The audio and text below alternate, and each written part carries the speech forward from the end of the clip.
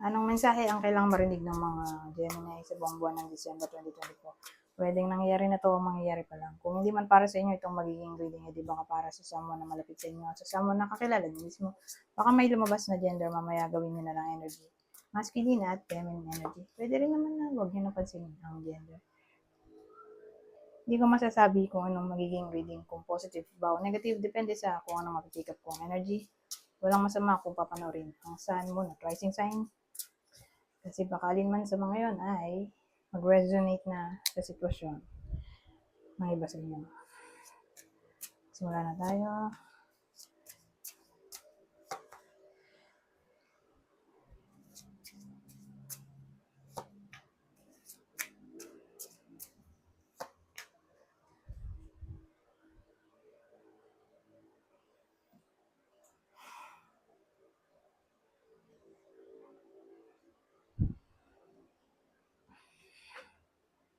Ano to?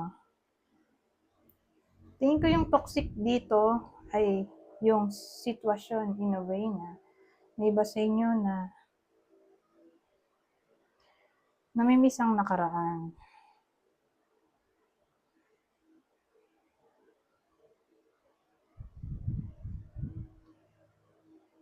Gusto nilang, may someone na gusto pa nilang makausap. Sad to say, wala eh. Walang nangyari. So, sa madaling salita, huwag na umasa. Sad to say, kasi natulog na yung energy dito. O walang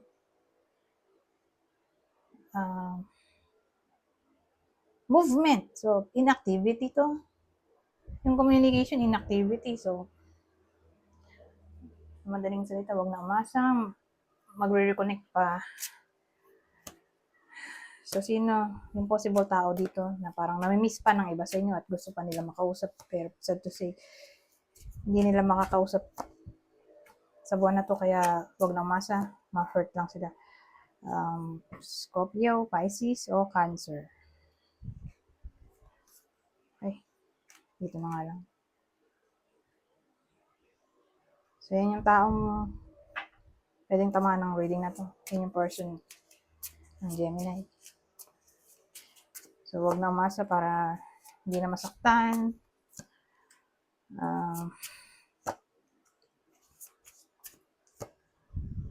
Gusto sumama nito. Ano meron dito? So, Ace of Swords, Hierophant. Two of Wands, the Moon, Seven of Swords, and Ace of Swords. Ano meron dito? So, ibang senaryo na tayo.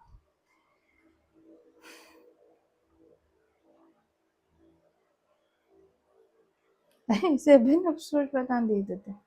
Pati the Moon, no?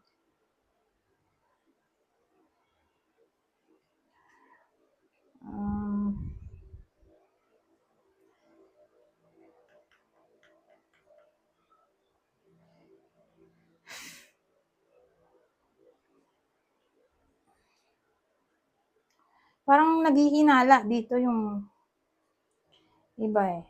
Iba sa inyo.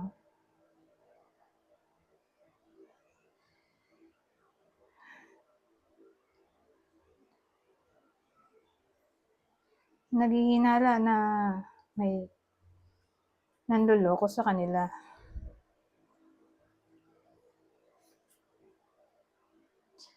So, malalaman nila yung clarity dito. Kung niloloko nga ba sila o hindi.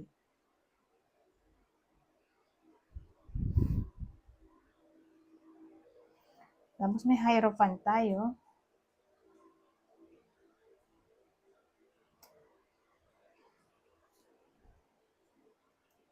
Na parang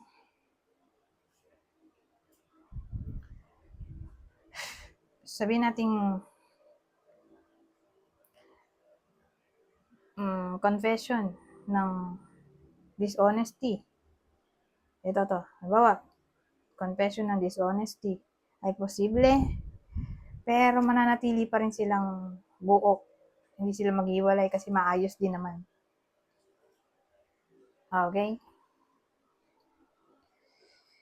So, ibig sabihin yung hinala dito, kasi ano to eh,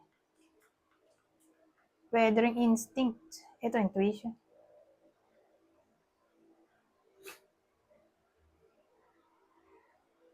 So, may someone na... Ay, teka. Ano ba?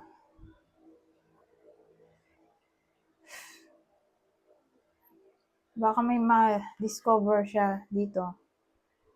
Yun na nga, naghihinala siya. Na may someone na gumagawa ng anomalya sa kanya. Magko-confess siya. Mananatili pa rin buo ang samahan. So, ibig sabihin, maayos pa. So, sino kaya itong nagiging dishonest? Anong klaseng dishonesty ito?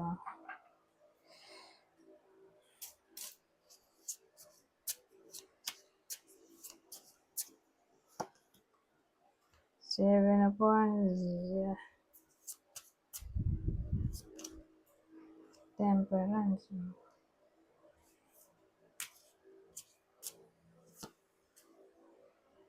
Chari. Ano yun?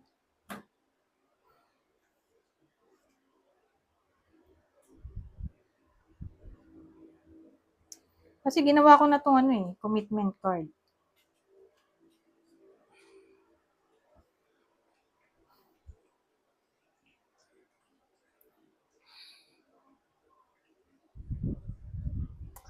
So, sino kaya yan?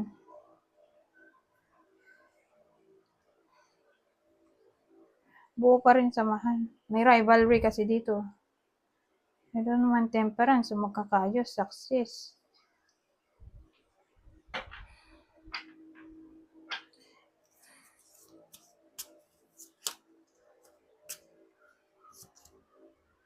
Ace of Wands.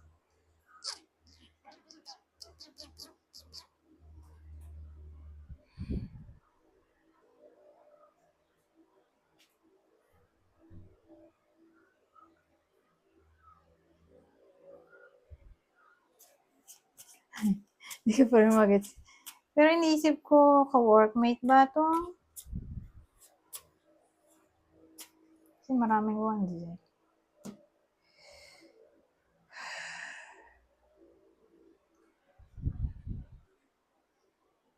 Mukhang ka-workmate to, hindi naman to ka-relasyon. Feeling ng iba sa inyo, binibetray sila. Mukhang oo.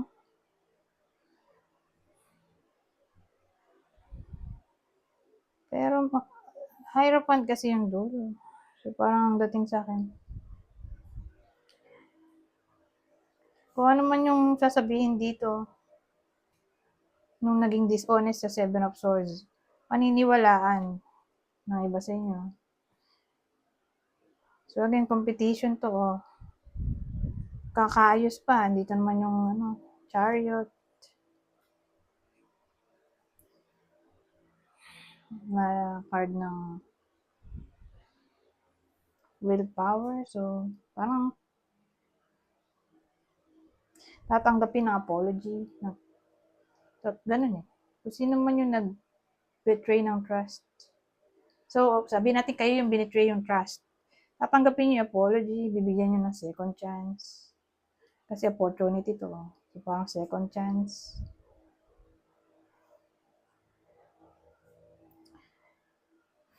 Yung tao. Bigyan niyo ng new opportunity na i-redeem ang sarili. Ganun. So, probably, someone na pinagkakatiwalaan nyo. Ka-workmate. O friend.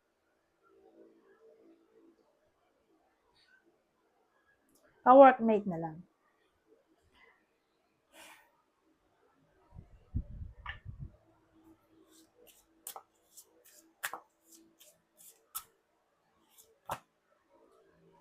Ngayon, ibang senaryo.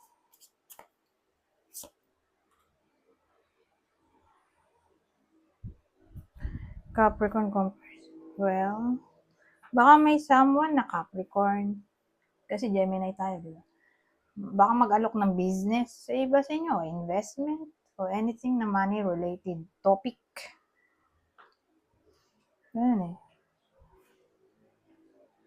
magpapautang daw siya. Sama ka daw sa paluwagan, gano'n. O baka magbenta siya ng product sa iba sa inyo, yung Capricorn na yan. Mhm. O baka siya yung alokin niyo ng product kasi pwede rin namang vice versa. Pero, kung gagawin naman nating energy yan, commerce, Capricorn.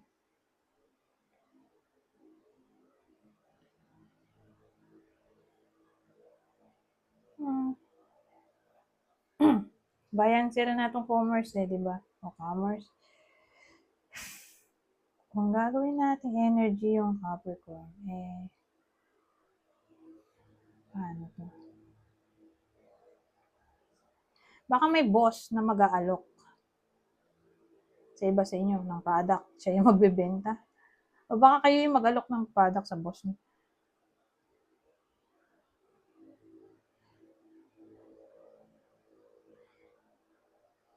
Ibang case ay maganda yung product, mamahalin. High-tech at matibay. Maganda yung quality na pwedeng ibenta sa inyo o kayo yung magbenta. Kasi Capricorn to high standard at high quality.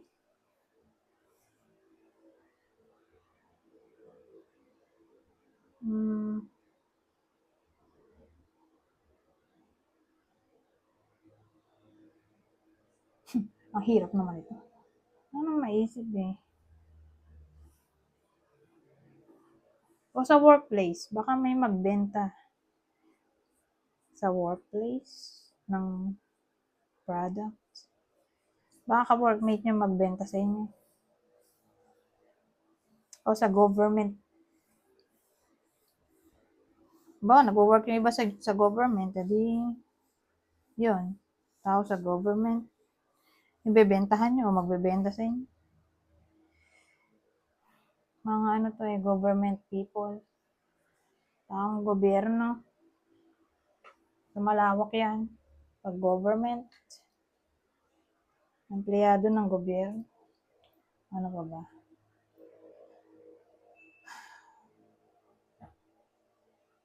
O someone na mayaman siguro. Mag-aalok ng business, investment, loan, o product. Nagbebenta ng product. Pwede rin.